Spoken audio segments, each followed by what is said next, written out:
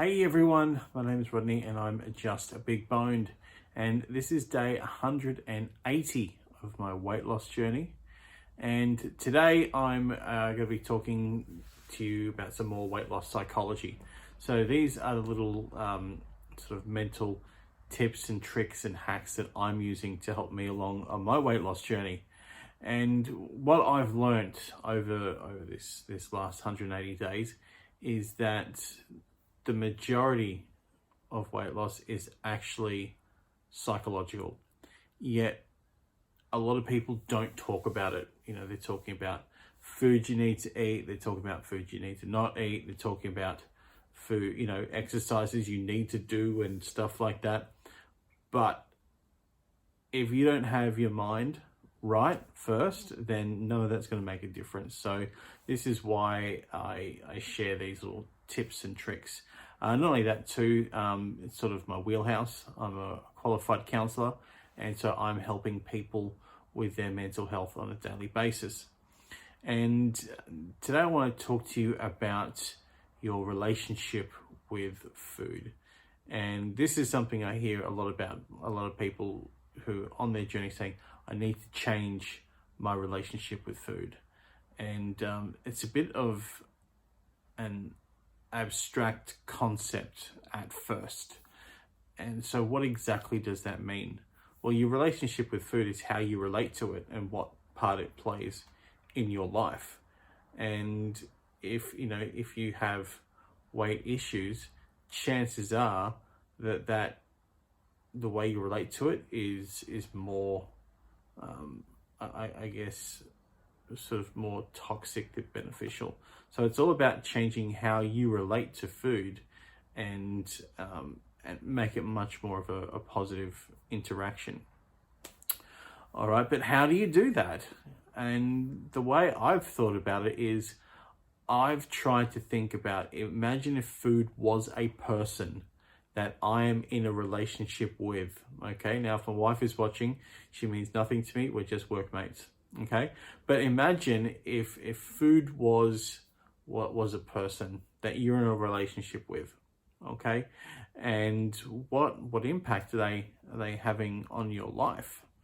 Unlike a lot of relationships, you can't actually just cut this person out of your life altogether.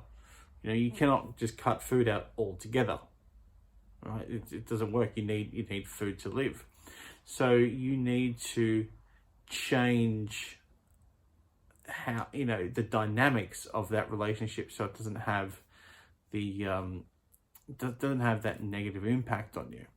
And doing this is actually something that they do a lot in narrative therapy, whereas they sort of take the problem, they make it something external and tangible, and so you can change how you interact with it.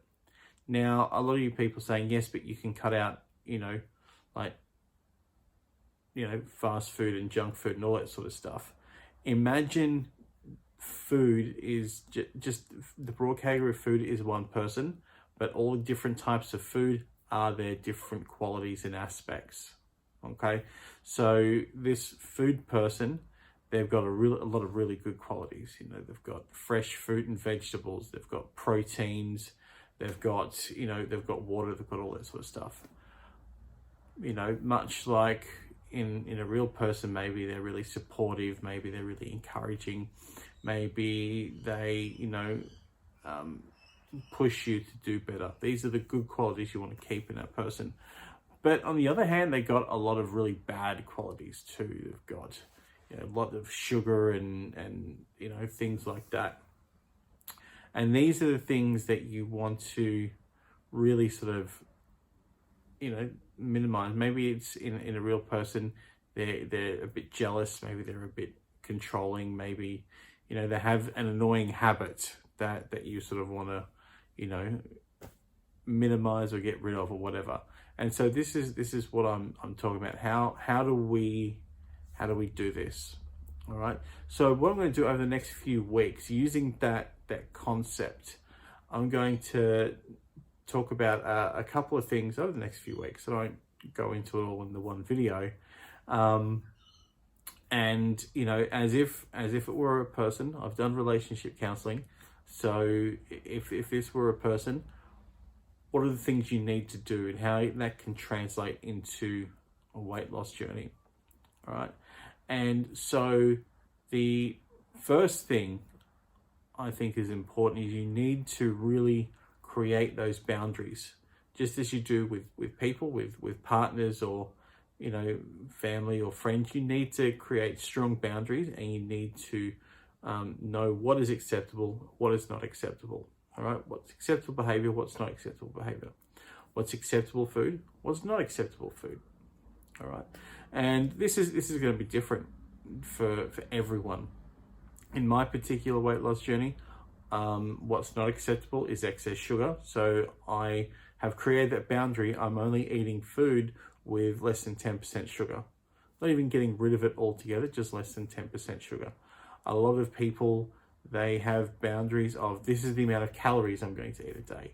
Other people have boundaries that I'm going to reduce carbs or whatever is going to work for you.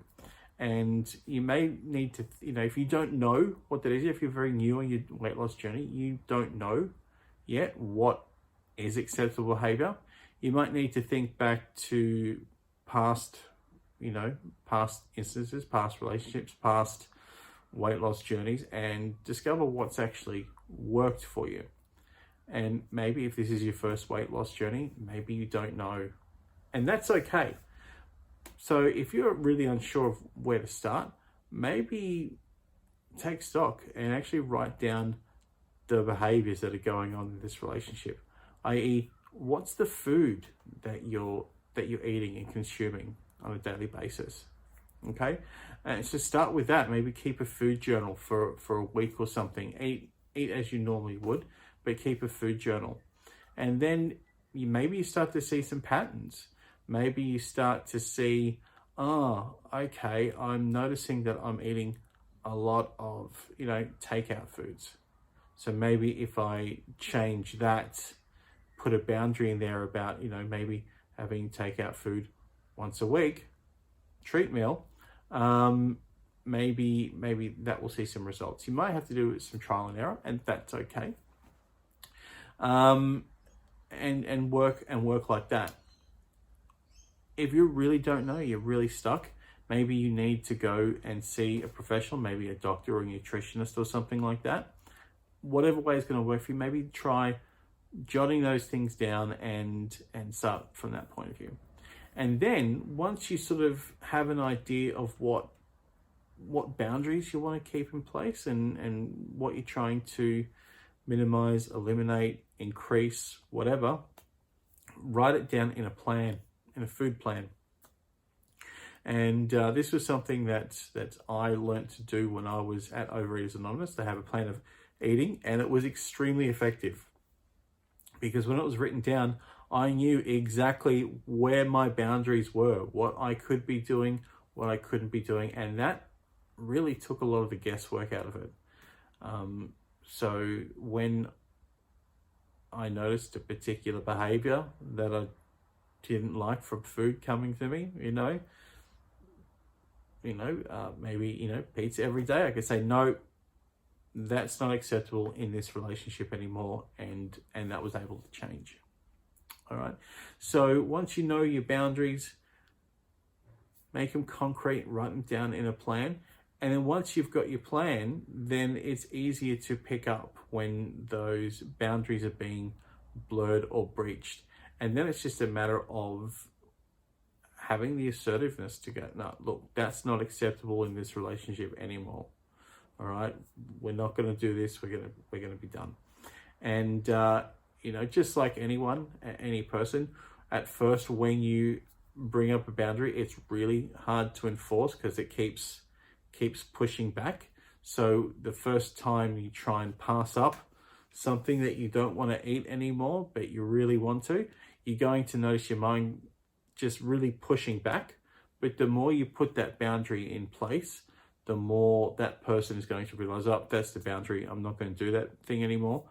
The more it's going to be easier to resist, because you've gotten used to resisting that, you've built up that habit, that behavior, that neural pathway. All right. So that's just the first tip in improving your relationship with food. Next week, I'll have another one for you. So please follow me and make sure you don't miss that. Hit the subscribe button and hit the little bell icon as well. So that way you'll see when the next video comes online. Anyway, what do you think about that? What are your tips for